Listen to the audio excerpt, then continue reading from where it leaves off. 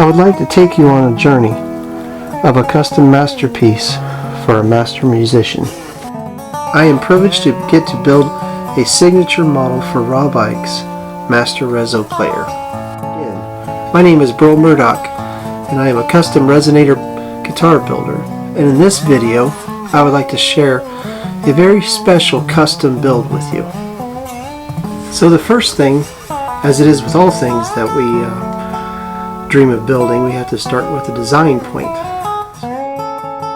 So at this stage I would draw out what I would like to present to Rob, show him the ideas, and get him approved. Next we have to find the billets of wood that we want to use and choose them. I wasn't as much worried about the figure as I was the wood.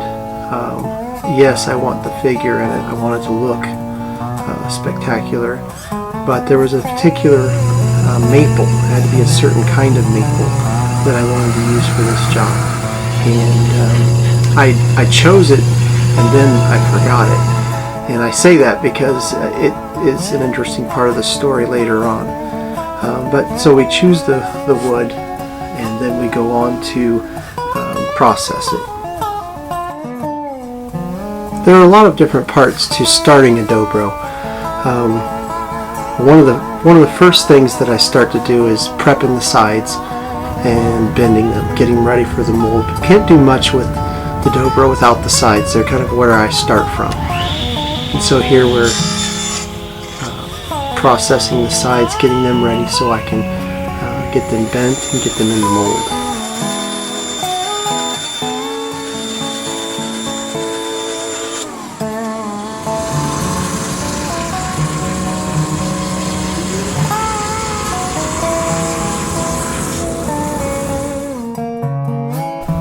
I look over both sides of the pieces I'm working with to try to decide what side has the best figure and best look to it, and then I mark them so I know what to keep on the outside of the guitar, so the visual part.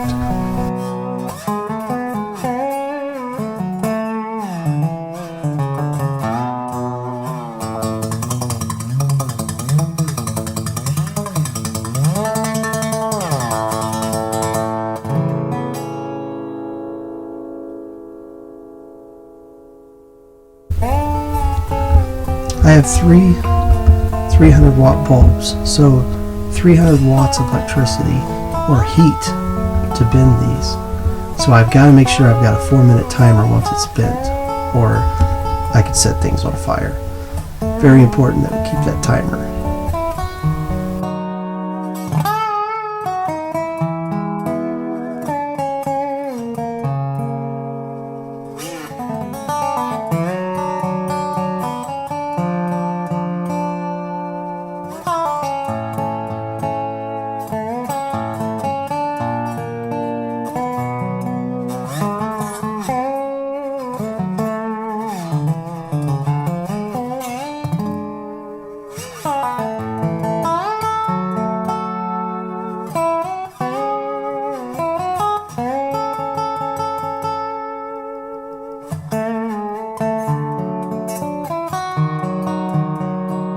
Now we're collecting our parts for most of its internal structural. We have kerfing, neck block, tail block, top brace. Gotta figure out what piece I want for what part and get an outline. All this is just visual. This is asking the question, do I want to use this part for the inside or make it the outside? And does this piece fit well on here? Nothing's glued together, nothing's being glued. It's just getting an idea of what I want to use and what position. Next we will prep for book matching back and top.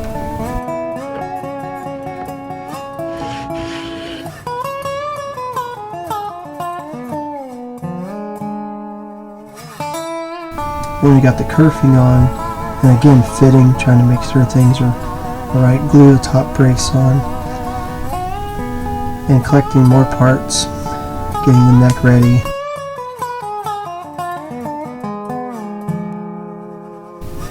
And then we got to go to, once we have things put together, A very important part is sanding and prepping the inside of the guitar to be as nice, really, as the outside, minus the finish.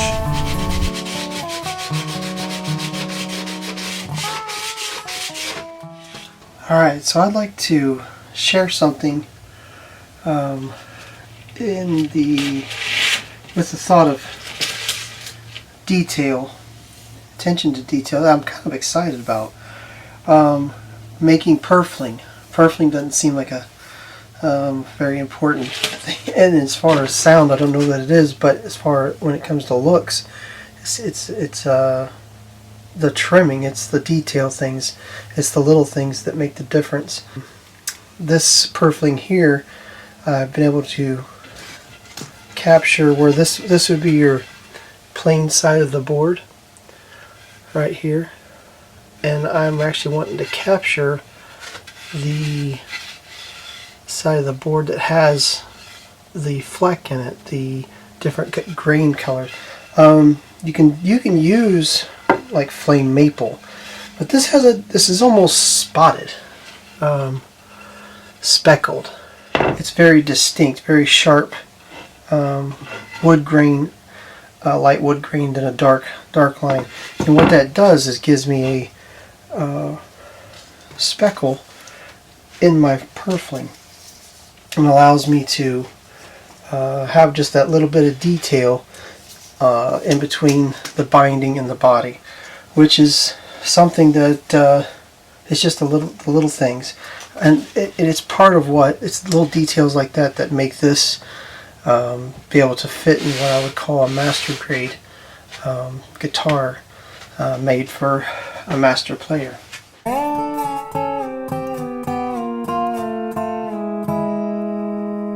Again, more sanding to get it all cleaned up and get ready to put the back on the guitar.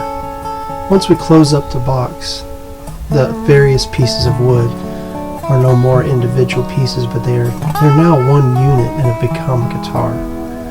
This is a very exciting point for me as a builder. I love this part. I got to have signed my name on it and get everything fitted up, get it together, and I can tap on it. I can hear really what it's gonna be.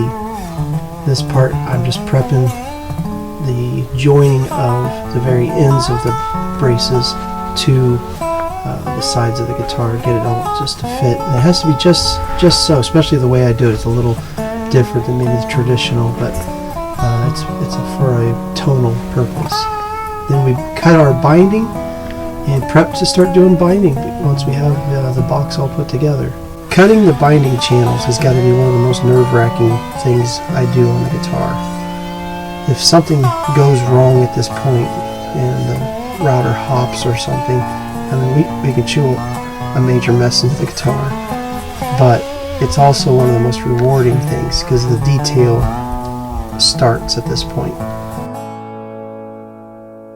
This is one of my favorite parts. I love being able to bend wood.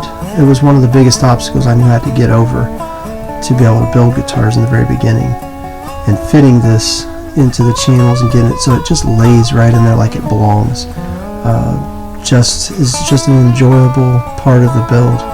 And it's a detail part, and getting it just right is a part that I think a luthier has to keep learning to keep getting better at it.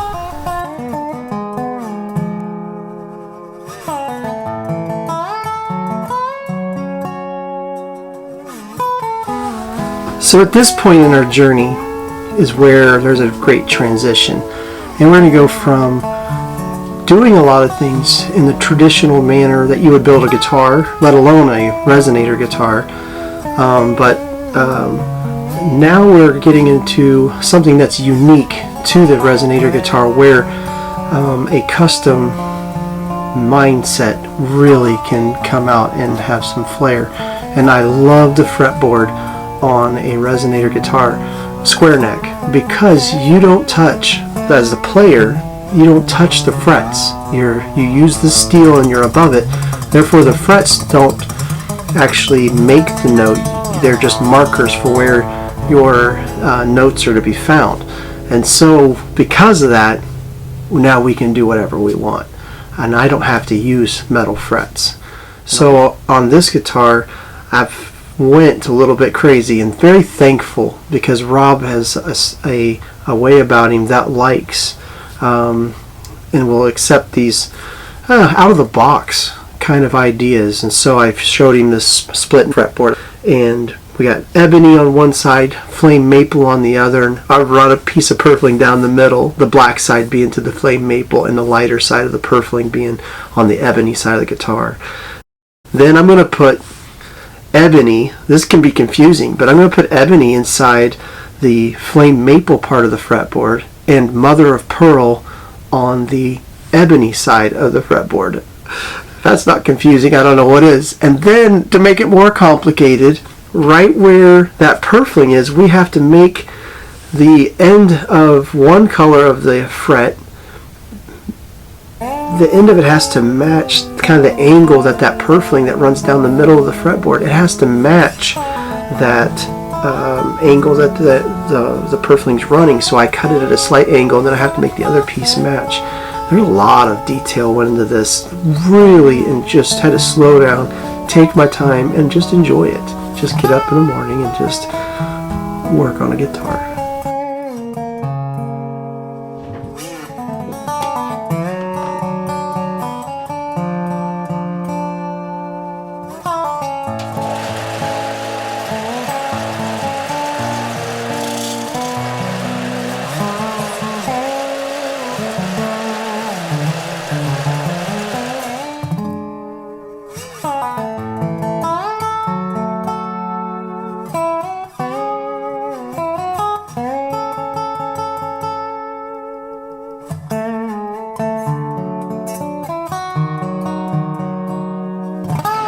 Alright, so I have this line, this light colored line that comes through, and then I have the black one here, and it connects to this one, but I gotta interrupt it, the black pinstripe in here, and connect this white one. So I'm just cutting out a little channel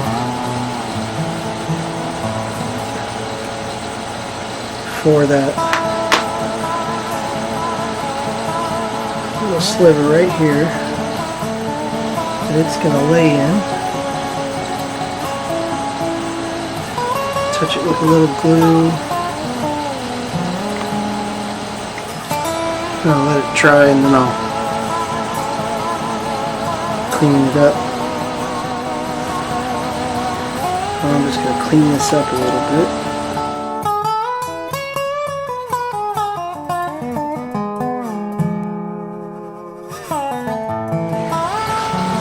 Now my line, it's like a maple line, flows through and connects to this one here. And then we have a kind of a boxed in black line right here.